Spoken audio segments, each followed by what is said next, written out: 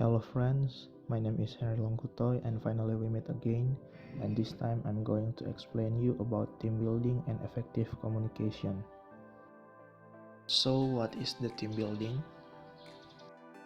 Team building is a work design philosophy in which staff are regarded as members of an interdependent team rather than as individual staff. Team building is a management technique that is used through several activities to improve the efficiency of work groups. It includes numerous skills for building a strong and competent team, analysis, and observation.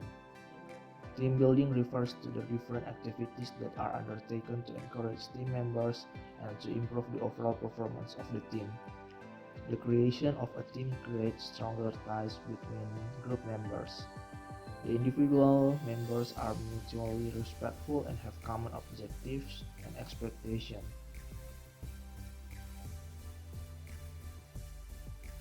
Team building process. It is not a one-off act to build a team. This is a step-by-step process designed to bring about a desired organizational change. Typically, teams are created for a specific project or task and for a short duration. The various steps involved in team building are as follows. The first is identify team building requirements. Before forming a team, you should find the purpose of the work to be done, skills needed for the job and its complexity. The second is consider about roles in the team. Knowing people, their roles and responsibilities, strengths and weaknesses, composition and appropriateness of potential team members. The next one is develop a team of individuals. In this phase, the people are gathered to form a team. The role and responsibilities of each member within the team are learned. The next is identify individual strengths. Different team building exercises are performed to highlight people's strengths. It helps the team members to become aware of the strengths and weaknesses of each other. The next is be a part of the team. The team members should view their team leader, mentor, and model as their team leader and not as a boss. The next is monitor performance. This step is needed to improve team performance and long-term productivity.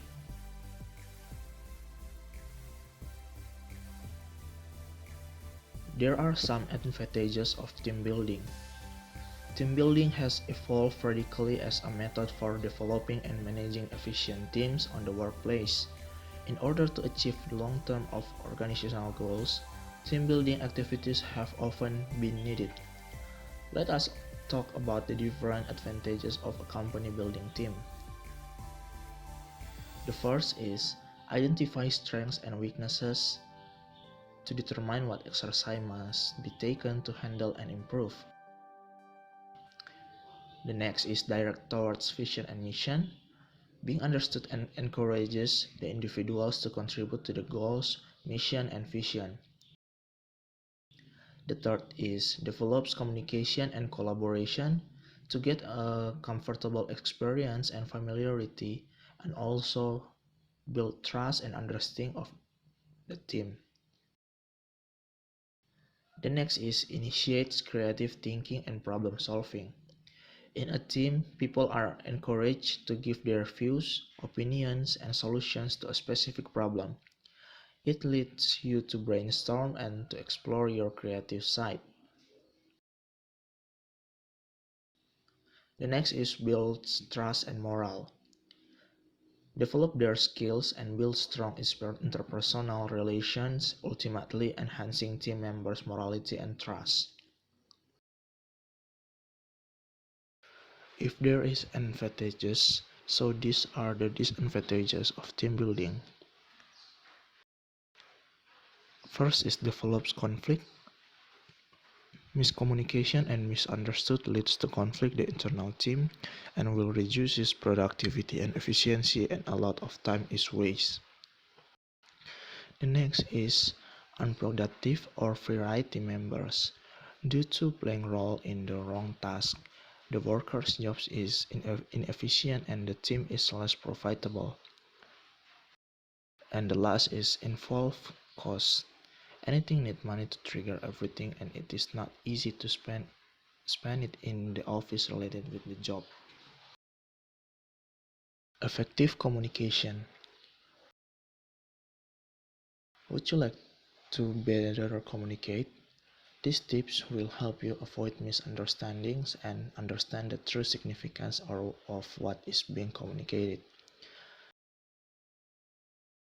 So, the effective communication is an exchange of ideas, knowledge, and information that meets the purpose or intention in the best way possible. In plain terms, it is only the transmitter's views in a way that the recipient understands best. It can generally be said, sender is the person who initiates the communications process by sending a message, meanwhile the receiver is the one who to be delivered the message. You must be asked to yourself why you do stopping to communicate effectively. These are the answer. Stress and out of control emotion and lack of focus. So, how to get skills communicate effectively? Effectively transmitting a message is both an art and a skill that is developed after continued practice. The default set of skills needed for an important communication process are observance. A person must actually observe skill in order to learn more and more. Clarity and brevity. The message must be written in plain words and the desired impact on the receiver should be clear and accurate. Listening and understanding. A person's most important ability is to be a good, alert, and patient listener. They must understand the message well and interpret it. Emotional intelligence must be emotionally aware and the ability to influence others from within. The next is self-efficacy. They must have faith in himself and his capabilities to achieve the objectives of communication. Self-confidence being one of the essential communication skills, confidence enhances the worthiness of the message being delivered. Respectfulness. The essence of effective communication is to provide a message with courtesy with respect for the recipient's values, beliefs, opinions, and ideas.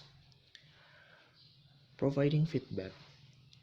Effective communication is always a two-way process. A person must take as well as give feedback to bring forward the other person's perspective too. Even though you already have skill to communicate effectively, but there are some barriers to effective communication.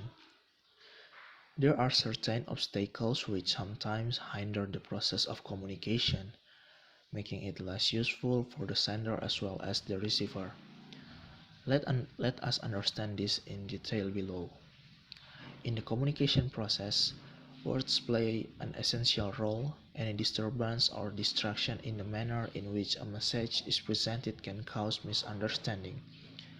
The various types of communication barriers related to words are as follows. First is language. It is a communication medium. If the sender excessively uses the technical terms, the recipient will find it difficult to understand the message clearly. Next is ambiguity and overuse of abstractions. The receiver cannot connect with the idea correctly, though the message is presented in a non-realist or vague context with a large number of concepts. The next is disorganized message. If the words are not systematically organized to form a strong signal, they lose their effectiveness and significance. And the last is information overload. When a person is speaking for a lengthy period, the effectiveness of communication reduces, so it leads to the exhaustion of the receiver who can follow all that is transmitted. Therefore, I can say that the main purpose of the communication is to transmit the information to the recipient so that its significance is not lost. The message must be welcome in the purest voice simultaneously.